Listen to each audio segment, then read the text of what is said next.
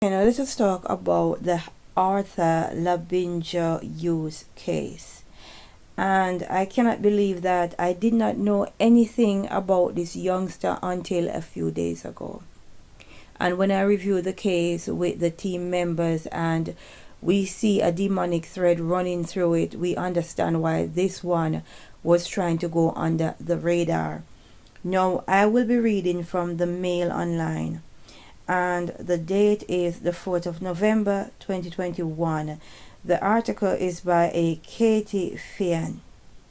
Headline: Boy 6 murdered by his father and stepmother was forced to eat at least 34 grams of salt before he died, court hears.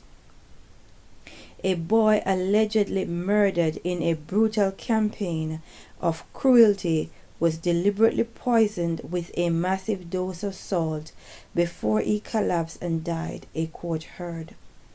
Arthur Labinjo Hughes, 6, was forced to consume 34 grams of salt as an absolute minimum before he suffered fatal head injuries, jurors were told today.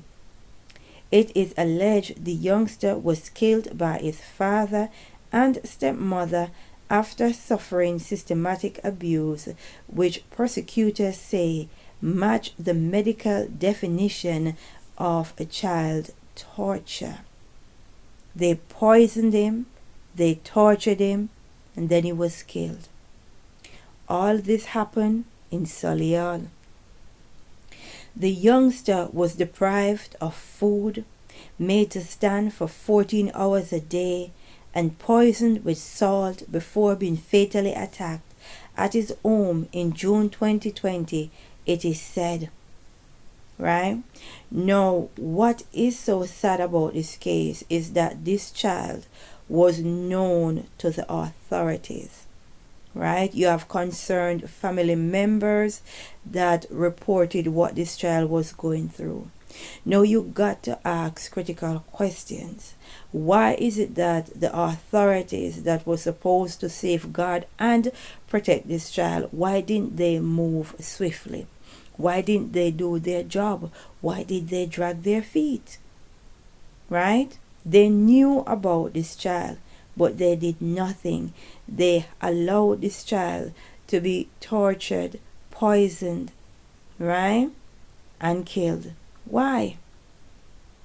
Right? We are talking about educated, intelligent people who are getting well paid to do a job, and they drag their feet. They had enough time, right, to protect this child. And that is a question you all need to ask, because the child died at the age of 6, which is very suspicious to we over here, right? Because we know what the number 6 represents. Now, let us continue, right? Because there is a whole lot of evidence showing that these people, they absolutely dropped the ball on this one. And I would not want to hear anyone stating that lessons have been learned, because it has not been. Remember the Victoria Colombe case, the 8-year-old that was tortured, and we have Peter Connolly in 2007, and we're talking about a 17-month-old child known as Baby P, right? And we still come in 2022 talking about the torture, abuse of Arthur Labinjo Hughes. So no lessons have been learned. Why is it that the children in the United Kingdom, why is it that they are failed this way? Why? What's going on? Who is getting a kick out of knowing these children are being tortured? What's going on? Anyone see a trend? Am I the only one who sees a trend? Let us continue, right? Now, we have some more evidence that is laid out for us. A description was given about Arthur, right?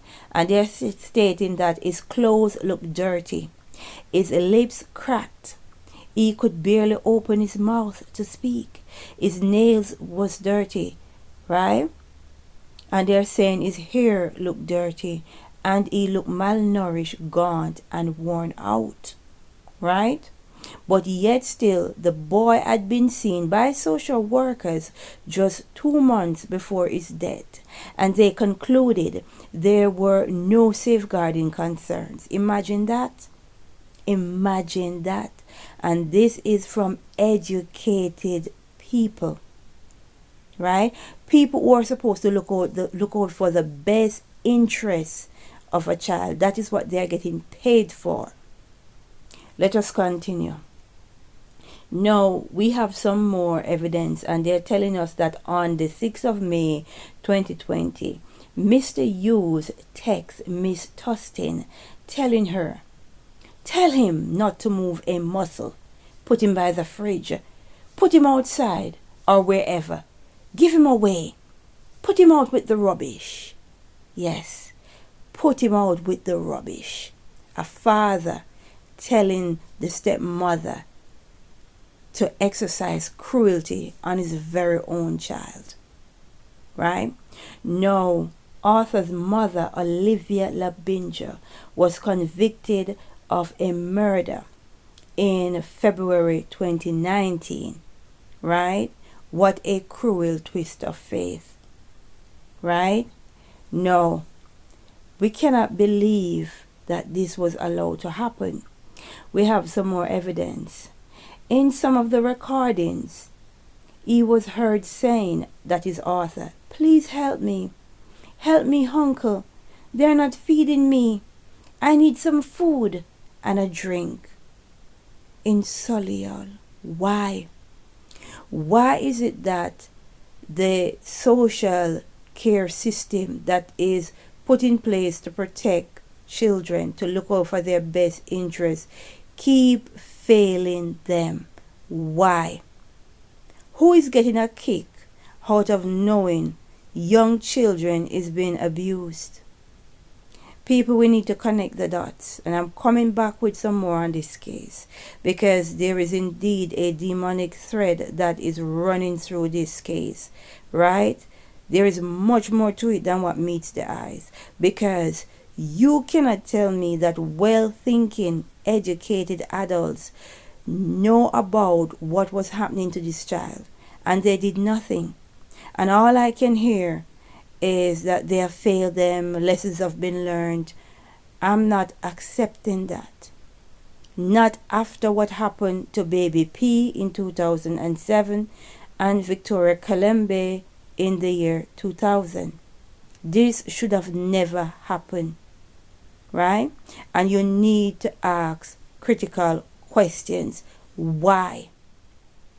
Right? We need to pray and understand we are indeed living in a spiritual war.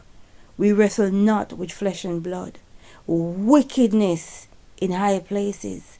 Let us pray and say, "Glory be to the Most High."